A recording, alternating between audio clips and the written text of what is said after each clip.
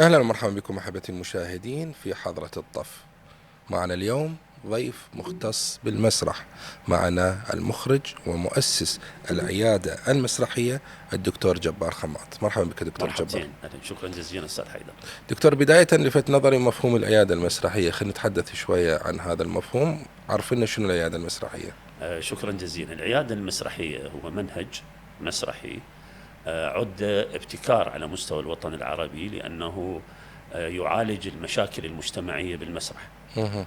مثلا حالة الجريمة، نعم. تذهب إلى السجناء في السجون وتخلصهم من النزعة الجرمية بالمسرح. عندما تعايشهم داخل السجون فتحول السجين إلى ممثل. وكذلك تذهب إلى المصحات، نعم. في المستشفيات، إلى المدمنين خاصة. سويت مشروع مهم جدا في مستشفى ابن رشد. بقيت مع المدمنين تقريبا 3 أشهر، تخلصوا من الإدمان لا بالأدوية وإنما بالمسرح. لأن المسرح فيه طاقة إيجابية تجعل من المساحة الصديقة مع نفسه ومع الآخرين. بالتالي هرمون الدوبامين نعم. يفرز التمثيل المسرحي، فينسى الدوبامين اللي يفرز المخدر ويروح إلى الدوبامين الخاص بالتمثيل. بالتراكم نعم. يتخلص من الإدمان. إذا بالتالي أنت تستخدم العمل المسرحي لعلاج نعم. الأفراد السلبيين في المجتمع. جدا، هو علاج وتأهيل. نعم. على ضوء الهيئة العربية للمسرح اتصلت بي، قالت بي نحن بحاجة إلى ورشة مسرحية في مهرجان القاهرة الدولي في القاهرة.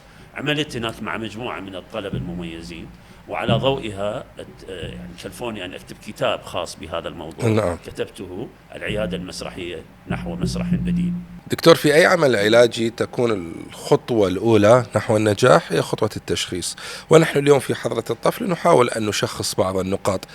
النقطة الأولى، ما سر خلود قضية الحسين عليه السلام، إضافة للجانب الإلهي بالتأكيد، لكن هنالك جوانب فلسفية، جوانب مجتمعية، وجوانب كثيرة. برأيك ما سر الخلود؟ خلود لأنها تمتلك بعدا إنسانيا. نعم. هذا البعد الإنساني أعطاها صفة الخلود، لأن البعد الإنساني لواقعة الطف أنها لا تخاطب طائفة بعينها. نعم. إنما خطابها مفتوح لدى الكل. بالتالي حتى من كان مع الحسين عليه السلام تجده من أديان متنوعة ومن ألوان أيضا متنوعة. هذا البعد المتنوع في الفكر وفي الهيئة أعطى لواقعة الطف بعدا إنسانيا خالدا، لأنه يقوم على فكرة أنه لا يغير الله ما بقوم حتى يغيروا ما بأنفسهم. نعم. بالتالي الإمام الحسين عليه السلام انطلق من مقولة هي انتقال من الفساد إلى الإصلاح، عندما قال: لم أخرج أشرا ولا بطرا ولا مفسدا ولا ظالما، إنما خرجت لطلب الإصلاح في أمة جدي. الإصلاح هنا هي خطاب إنساني في كل مكان. الإصلاح لا يختص بمكان محدد ولا بطائفة محددة، إنما هو خطاب إنساني واضح. الكل يسعى إلى الانتقال إلى هذه المساحة المضيئة في السلوك البشري اللي هي الإصلاح. بالتالي لأنه رفض الظلم، لأنه رفض الخنوع، لأنه رفض الاستبداد الموجود في الواقع في الحياة، تلقفته الثورات، تلقفه المصلحون وعدوه رائدا أو عدوه مثالا للحركة نحو التغيير. هذه الطاقة الإيجابية للثورة الحسينية لا تتحدد بزمانها ومكانها، إنما أعطت لها صفة الخلود لأنها انتقلت بالأفكار ولم تنتقل بالأسماء، لأن الاسم فيه حدية معينة، يعني حدود. إنما الفكر لا يحده حد أو لا يحده مكان، ينطلق مع الإنسان والمكان نحو أفق مفتوح. بالتالي هذه الأفكار الحسينية انتقلت بالضرورة عبر الأجيال، لأن الكل يسعى إلى الحرية، الكل يسعى إلى الإصلاح. الكل يسعى إلى تغيير واقعه السلبي وتحويله إلى إيجابي. بالتالي هذا التشخيص الأول. طيب دكتور جبار، في العالم المادي، في الحسابات المادية، 1+1=2. بالمعارك هنالك رابح وهنالك خاسر، هنالك قاتل وهنالك قتيل. مما لا شك فيه أن الحسين هو من انتصر في المعركة، لكن ماديا الحسين هو من قتل. كيف لمقتول أن يكون رابحا؟ المقتول يكون رابحا لأنه عندما يتحول إلى عقيدة، عندما يتحول إلى فكر. يعني كثير من الفلاسفة اختاروا الموت نعم. من أجل فكرة خالدة. يعني نضرب مثل من الفلاسفة المعروفين، سقراط عندما أطلق أفكار الإيجابية رفضه المحيط، رفضته السلطة، فقال اختار إما تبقى حيا وتترك هذه الأفكار أو تعدم. اختار الإعدام لأنه هو اختفى جسدا لكن فكرة نعم. بقى مستمر وخالد إلى هذه اللحظة. كذلك الحسين عليه السلام عندما وجد مساحة الظلم واسعة في المحيط، ووجد أن الدين الإسلامي انحرف عن مساره، ووجد أن السلطة بدأت تتوارث بالقوة على المجموع، بمعنى أنا أفرض نفسي حاكما عليكم بالقوة، نعم. ما عليكم إلا الرضوخ والخنوع. هذا يتنافى مع مبدأ حرية الاختيار. فعندما انطلق من مبدأ بمقولته مثل لا يبايع مثله، هذه نعم. اللا هي لا تدل على المفتاح للمستقبل، بمعنى كل الذين يسعون إلى التغيير ينبغي أن ينطلقون من نقطة محددة، وهي لا للواقع السلبي، نعم للتغيير. وإن كانت يعني ضريبة التغيير قد يكون موت أو القتل أو الإعدام أو ما شابه. نعم. بالتالي من الحسابات الزمنية والحسابات الفيزيائية والحسابات المادية أن 70 أو 75 أو 80 مقاتل إزاء 30,000 في رواية أو في 10,000 أو سمع حتى لو 4,000. نعم. المعادلة غير متوازنة. لكن من الذي انتصر في هذه؟ أن هؤلاء 80 أو 77 أو 72 برواية يحملون أفكارا، حتى أن الطرف الآخر قال أنتم لا تقاتلون أفرادا، نعم. إنما تقاتلون جيشا من الأفكار والعقائد. بالتالي هؤلاء يقاتلون بعقيدتهم، لا يقاتلون بأسامهم المحددة. أن يمكن أن يكون هذا إلهاما لنا اليوم على أرض الواقع، ونحن نعيش مرحلة خطرة في المنطقة بأكملها، على أن يعني مجموعة قليلة من الممكن أن تنتصر على مجموعة كبيرة وآلة عسكرية كبيرة. أحسن. نعم. يعني المعادلة اللي موجودة الآن في المعركة ما بين الكيان الصهيوني والمحيط، تجد أن القدرات العسكرية غير متكافئة. نعم. مثلا، وأن الكيان الصهيوني من خلفه كل الدول الأوروبية ذات الاستراتيجية العسكرية الواسعة والكبيرة. لكن بالحرب 12 يوم الأخيرة مع إيران تساءل الجميع هل ستنتهي الطرف الآخر بمعنى إيران نعم. بهذه الضربات؟ احنا خلينا نأخذها بهاي المعادلة. نأخذ أنه الشعب عندما آمن بقادته، نعم. هذا الإيمان يجعل منهم قوة تعادل البطش الآلة العسكرية. نعم. ففي المعادلة ماذا كانت؟ معادلة المعلومات والإيمان بالقوة العسكرية. فتعادلت الكفة. نعم. ورجحت لمن؟ لأولئك الذين أقل قوة عسكرية لكن إيمانهم عالي، والطرف الآخر قوة عسكرية هائلة لكن نعم. إيمانه ضعيف، ترك بلده وذهب إلى قبرص. هذه المعادلة نعم. هي نفس المعادلة ذا أسقطناها على كربلاء. بالفعل. كربلاء الإمام الحسين قال هذا الليل اتخذوه جملا اتخذوه. نعم. بمعنى اتركوني، هم يريدوني أنا. نعم. يعني فقالوا لا نترك أبدا، لو قطعنا ثم عدنا ولو قطعنا. نعم. احنا وياك. بهذا الجيش انتصر. قوة العقيدة هنا انتصرت. لا ننسى أيضا المقاومة الفلسطينية في غزة. وفق آخر بيان للجهات الأمنية العسكرية الإسرائيلية تقول أن المقاومة الفلسطينية في غزة أصبحت أكثر جرأة وأكثر تأثيرا بتكبيد الجانب الإسرائيلي الخسائر. دكتور، سنتحدث أكثر بالجانب الفلسفي من معركة الطف، وأيضا لا ننسى أعمالك المسرحية المختصة بهذا الجانب، لكن اسمح لي أن أذهب بهذا الفاصل. بعد الفاصل لن نعود، كونوا معنا.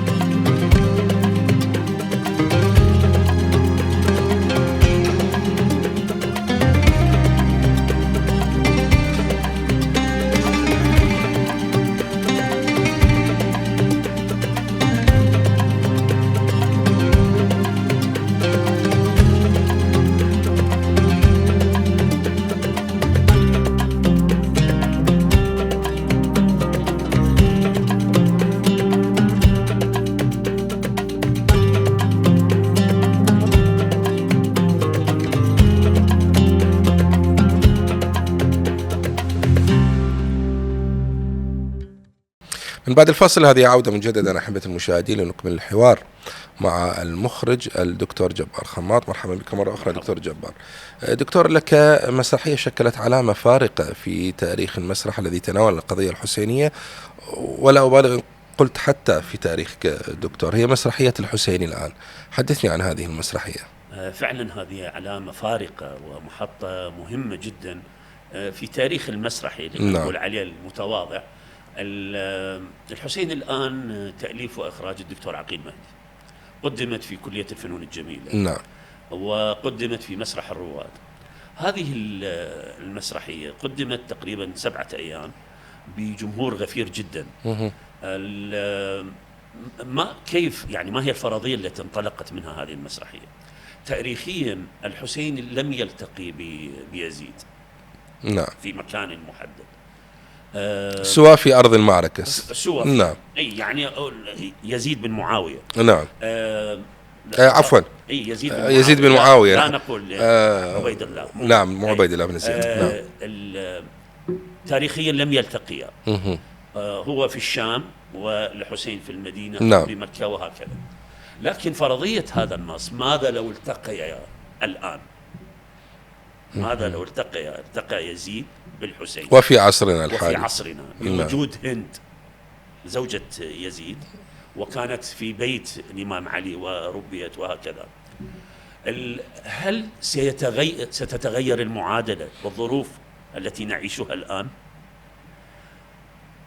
عندما قدمناها أولا الفرضية التي قدمناها أن الشخصيات أشبه بالشخصيات المعاصرة. نعم. لكن أنا عملوا لي ميك أب قريب يعني تاريخي.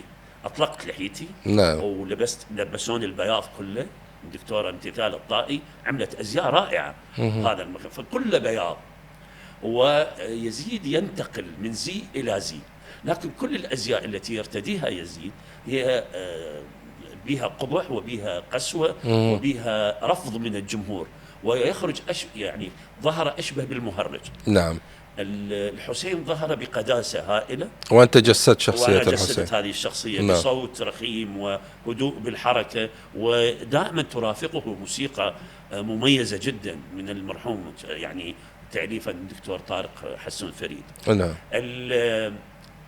حضرها جمهور متنوع.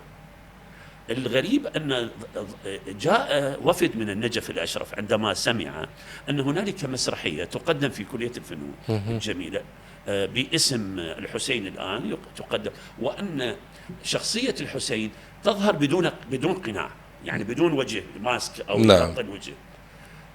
من جاءوا هذا الوفد معممين ومن الحوزة بالخط الأول، تفاعلوا جدا مع المسرحية. ما وقفوا إلى أنه هل هنا تجسيد أو غير تجسيد، قالوا أنكم قدمتوا رسالة مهمة جدا، أنه حتى لو التقيا في هذا الزمن المعاصر أفكار الحسين هي واحدة، وأفكار يزيد بالضد، بمعنى أن الفساد لا يلتقي بالنزاهة، وأن الخير لا يلتقي بالباطل، وهكذا. بهذه الطاقة من الأفكار المعاصرة أوجدنا أن أفكار الحسين عليه السلام مستمرة مع تغير الزمان والمكان. مع تغير الأزياء من الزي التاريخي إلى الزي المعاصر. فالخير هو الخير بشكل مطلق، وبالتالي والشر في المقابل يزيد هو شر مطلق في كل زمان ومكان. بالتالي هذا الشر المطلق بإزاء الخير المطلق لا يلتقيان. حتى أن ربما في مسرحية قدمت ممكن نستثمر هذه الجملة، هي جملة أنا أعتبرها بليغة. يقول الخطان المتوازيان لا يلتقيان إلا إذا انحرفا. بمعنى أنه هذا الخير المطلق لا يلتقي بالباطل المطلق. إلا إذا مستحيل هذا. يعني هو هذا مكون خير مطلق لا يدخله الباطل ولا يدخله الانحراف، وهذا ربي وترعرع وكبر على الشر، وكينونته مبنية على الشر، بالتالي لا يتغير. هذا الصراع هو صراع أبدي منذ قابيل وهابيل إلى الآن، لكن يتخذ أشكالا وصورا وأنماطا متنوعة ومتعددة تعطي للإنسان دروسا وعبر. نعم. أنك يا إنسان أمام مغريات الحياة وأمام هذا السيل الهائل من الأفكار والموضات والفلسفات وما يحلو لك في المحيط، عليك أن تختار إما ما يفيد المجتمع ويفيد أفكارك ويقينك وسبيلك نحو الحق، أو أنك تنحرف بضغط الملذات والغرائز وتذهب بطريق الباطل. كل الفلاسفة مشوا على هذا الطريق، كل الحكماء مشوا على هذا الطريق. نعم. لكن الصراع مستمر، لأنه ما ممكن أنت، يعني هي أيضا مقولة فلسفية، لا يمكن لهذا العالم أن يسوده الخير بالمطلق، ولا يمكن أن يسود الشر بالمطلق. إنما مثل ما أكو شر أكو خير. نعم. لأنه عندما تفكر بميزان الحق والباطل أنت أصبحت إنسان يؤمن.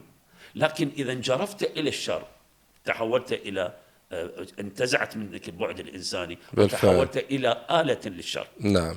كذلك الخير ما ممكن العالم إلا بظهور الإمام المهدي عجل الله فرجه يسود الخير بالمطلق. نعم. يعني هي هنا الدكتور، اسم المسرحية كانت الحسين الآن. أين تجد الحسين الآن وأين تجد يزيد الآن؟ هذا سؤال عميق. نعم. يعني هاي يحتاج لها يعني قولتهم حلقة خاصة. لأنه الحسين الآن مع كل يعني أي قوة مقاومة نعم هو حسين. يعني كل فريق يؤمن بالمقاومة هو حسين، لأنه يتقاطع مع الأفكار السلمية. نعم. يتقاطع مع الاستبداد والاضطهاد والهيمنة هو حسين. نعم. كل فكرة إيجابية تؤدي إلى المقاومة، سواء كانت المقاومة باللسان أو باليد أو بالسلاح أو ما شابه، كل أنواع المقاومة هي عنوان للحسين.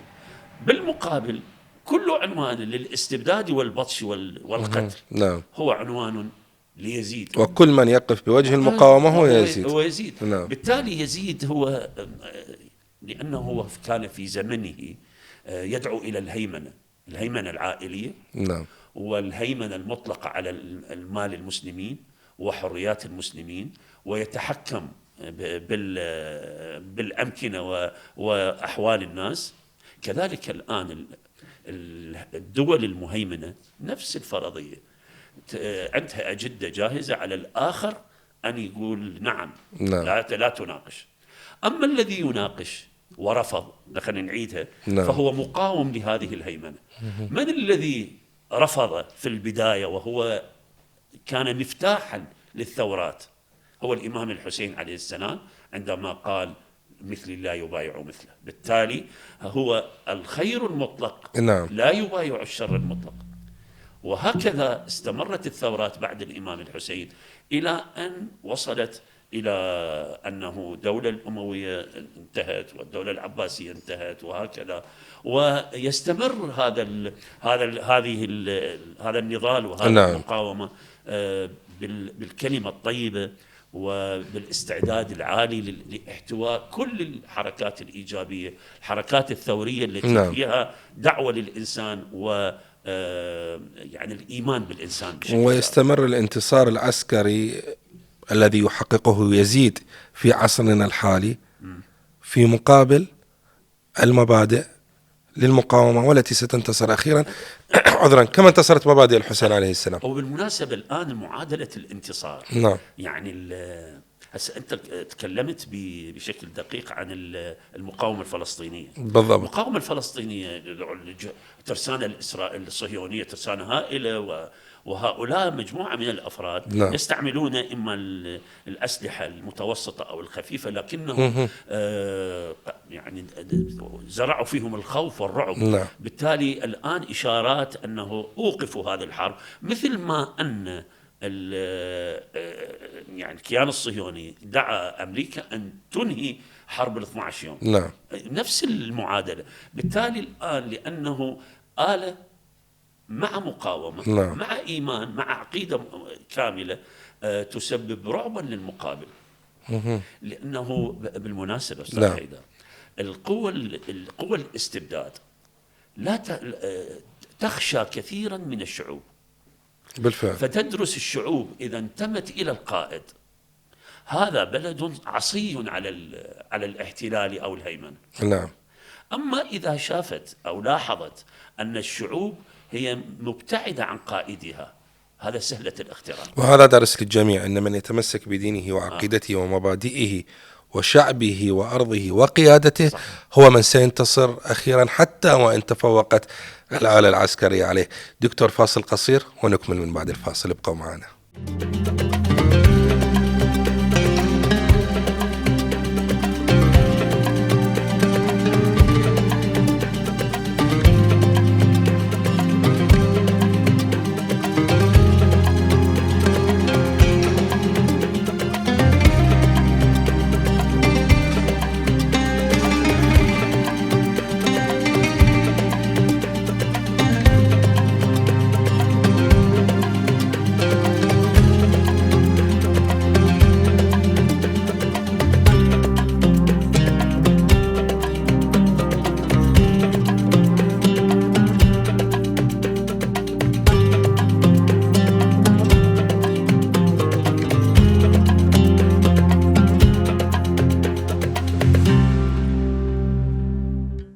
نرحب بكم أحبتي في الجزء الأخير من حوارنا هذا اليوم. دكتور جبار، البعض يرى أن الفن هو للترفيه فقط، والبعض الآخر يرى أن الفن وخاصة المسرح هو للإنذار، فأي الكفتين أصح برأيك؟ وهي نظريات تفسير الفنون، يعني الغاية من الفن نعم. متعددة، بل لكن يعني تقريبا حددوها باتجاهين: الفن للفن والفن للحياة. يعني هذا تقريبا مقولة متداولة. نعم. الفن للحياة بمعنى أن هنالك علاقة ما بين الفنان والحياة، يحاول أن يجد هذه العلاقة، يجسد هذه العلاقة بعمل فني ينطلق من فكرة داخل المجتمع، مشكلة، فرضية، حالة معينة موجودة بالمجتمع، ينقلها إما بالمسرح أو باللوحة أو بقصيدة شعر أو ما شابه. نعم. وبالتالي عندما يقرأ أو يشاهد المتلقي هذا العمل الفني يجد نفسه فيه، لأنه قد شاهد هذه الحالة أو سمع عنها أو لاحظها بطريقة معينة. أما الفن للفن فهو طاقة جمالية كاملة. يقول أنه هذا الفلاسفة ايش يقولون؟ يقول هذا مجرد عن المنفعة. نعم. يعني هيك هكذا فنون مجرد عن المنفعة المباشرة، إنما تخلق إحساس بالجمال وارتياح جمالي. نعم. عندما تشاهد هذا العمل تقول الله، يصير عندك انسجام نفسي وتدخل بنوع من أنواع الهدوء والتطهير النفسي، فبالتالي تتوازن. نعم. كلما زادت هذه الفنون زادت مساحة السلام بداخلك، فما ممكن عندما تزيد من مساحة السلام تتحول إلى طاقة سلبية أو تتحول إلى شرير.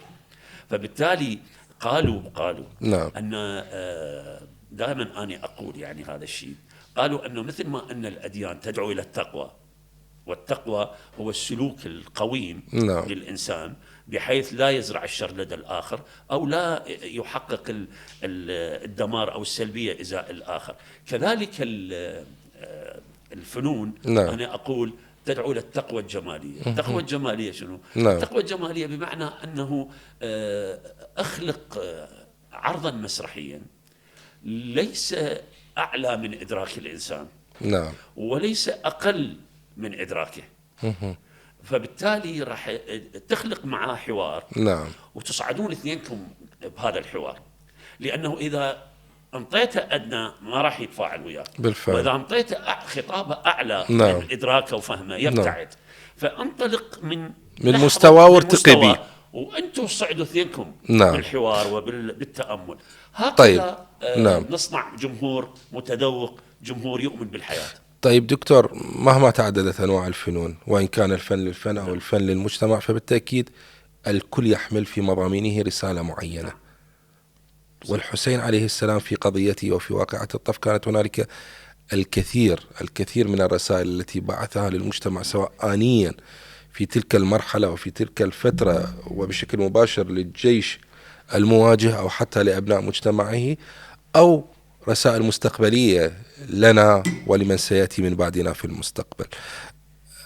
إذا أردنا أن نوظف هذه الرسائل لخدمة المجتمع بأسلوب فني وفني بسيط. ليش بسيط؟ لأن أريد أن هنا أخاطب الأطفال ومن هم في عمر المدارس، لأنهم هم حملة الراية، هم حملة المبدأ، هم بناة المستقبل. برأيك ما الطريقة المثلى لتقديم عرض مسرحي يحمل قضية الحسين عليه السلام ورسائل الحسين عليه السلام لطفل بعمر المدرسة الابتدائية مثلا؟ الرسائل الإيجابية في واقعة الطف كثيرة، لكن كيف تصل إلى الآخر؟ احنا عندنا مفهوم التنشئة الاجتماعية. نعم. التعلم في الصغر كالنقش على الحجر. أنا آخذ هذا يعني مرحلة الفئات العمرية الأطفال وأستعمل معاهم أسلوب الحكاية. نعم. الطفل يتفاعل مع الحكايات، وقبل كان دائما أقول حكايات جدتي فيها أفكار ورسائل رائعة. نعم. ويتفاعل معها الأطفال. إحنا لكن بأسلوب مسرحي، بمعنى تأخذ جزء مثلا رسالة الإيثار في واقعة الطف، يجي هنا تروي رسالة الإيثار، ويأتي مجموعة من الأطفال يمثلون هذه الحادثة، وبمعنى أطفال يشاهدون، أطفال يؤدون، وامرأة كبيرة تحكي. هذه العلاقة كأننا في عائلة يفترضها المسرح. نعم. عائلة كبيرة، عائلة قوامها أن هنالك امرأة هي الأم، هي الأخت، هي العمة، هي ما شئت داخل العائلة، تحكي حكاية من حكايات الرسائل الإيجابية من واقعة الطف، ويؤديها مجموعة من الأطفال. نعم. ويستقبلها مجموعة من الأطفال. هنا راح تصير العلاقة مثلث من الأم أو الأخت إلى الأطفال المؤدين إلى الجمهور. بالتالي تتحقق احنا نسميها بالإعلام الفيدباك، بمعنى التغذية الراجعة. نعم. يعني مثلا تأخذ رسالة الكرم أو رسالة الإيثار أبو الفضل العباس عليه السلام. نعم. هاي الإيثار الكبير، رسالة الشجاعة والإباء عند الإمام علي الأكبر عندما ذهب وقتل يعني بطل من أبطال الجيش يزيد. الإعلام والطاقة الإعلامية الهائلة السيدة زينب عليه السلام، كلها بالإمكان أن تصور، أو التعايش ما بين المكونات المجتمع الواحد. عندما يأتي جون أو الرجل الزنجي، وهذا اللي الريحة الطيبة أو الروائح الطيبة عندما دعا له الإمام الحسين. هذه المفردات أو الرسائل الإيجابية، أننا ننطلق من مقولة الإمام علي عليه السلام اللي هي لم يكن لك أخ لك في الدين فنظير لك في الدين. نعم. أو نظير لك في الخلق. أحسنت. هذه جسدتها بالدقة واقعة الطف. وبالتالي أن أقول أن النبع هو الإمام علي عليه السلام، وتستمر مع الأئمة بصيرورة مستمرة. يعني لو نضرب مثلا، احنا عندنا الأعمال المسرحية اللي اشتغلناها، كلها أعمال متعلقة بالطف، وإن كان الموضوع يتعلق بالإمام علي عليه السلام لأنه هو المصدر. واستمر هذا المصدر استمر مع الأئمة عليهم السلام. يعني اشتغلنا الجرح، عمل رائع، يعني جرح الإمام عليه السلام. وهو أيضا نفس يعني هو الخير المطلق يأتي الشر المطلق ويقتله في المسجد. يعني وبقي الإمام علي عليه السلام وذاك راح اختفى، يعني وين انتهت. وهكذا تستمر. طيب دكتور، من منطلق الفن للفن، ما الرسالة التي يمكن أن يحملها الفنان العراقي أو الفنان المسلم لبقية فناني العالم من خلال كربلاء؟ هذا بالتشابيه. تشابيه الحسينية الآن بدأت تتطور، بحيث جاءت لي رسائل من زملاء عرب لأنه شاهدوا نقلا مباشرا لتشابيه سوق الشيوخ. نعم. قالوا هذا يعني مسرح متطور. نعم. كيف يعني نتواصل معه؟ بالتالي يعني دائما أقول هذا الكتاب اللي ألفه بيتر بروك ليس ثمة أسرار، نعم. فيه فقرة جدا مهمة، يقول أنا جئت إلى إيران، هو بيتر بروك، نعم. شاهدت طقسا مسرحيا هائلا لم أشاهده في كل العالم. هو شاهد التشابيه. نعم. أنه كيف لمؤدين يؤدون سنويا نفس الواقعة وتجد الجمهور يتفاعل معهم حد البكاء، وحتى الأداء يكون بروحية مختلفة. نعم. فكيف ما هو السر في هذا الأداء الغريب والعجيب بنفويج واصفه، بحيث من رجع إلى فرقته في لندن قال شاهدت عجبا من الأداء. وين؟ في شيراز. فاتصل على أساس جهاد طبعا في السبعينات. نعم. يعني مو الآن. فعندما جاء إلى إيران، قد الخطأ الأكبر اللي صار قدموا واقعة الطف في مسرح علبة. فعندما جاء بيتر بروك والفريق معه شاهد بالعلبة، قال احنا أنا وين؟ أنا أريد ذاك اللي قدمته بالساحات. ذاك العرض هو خاص بيكم. هذا بإمكان أن نستورده ويكون في كل العالم. لكن اللي قدمتوه بالعلبة هذا شغلنا، احنا اللي سوينا أجهزة الإضاءة واحنا اللي صممنا هذا المسرح. بالتالي نحن نريد أن نرى هوية أسلوبية إسلامية تنطلق من واقعة الطف. وين نلقيها بالتشابيه. وأنا دائما أقول يعني عندي صفحة الفيس أقول أن التشابيه هي مصدر المسرح العربي، يعني هو أصل المسرح العربي. وليس مارون النقاش. احنا دائما نقول بتاريخ المسرح العربي أنه بداية المسرح العربي من مارون النقاش بمسرحية البخيل. لا، ربما نستطيع أن ننسب إليه مسرح العلبة وليس هذا المسرح الحقيقي المفتوح. هو جابه من فرنسا وخلاه بالعلبة. لكن من الذي يمثل المسرح العربي بخصوصية عربية إسلامية بموضوع عربي وبأداء عربي وبطبيعة عربية؟ هو التشابه. إذن يجب أن نستثمر هذا الأمر ونصنع منه تجربة مسرحية فنية خاصة بنا لإيصال رسالة الحسين عليه السلام لأكبر عدد ممكن من البلدان وأكبر عدد من المشاهدين. شكرا لك ضيف العزيز الدكتور جبار خماط على هذا الحوار. كذلك أشكر كل من تابع حلقتنا لهذا اليوم. دمتم في أمان الله.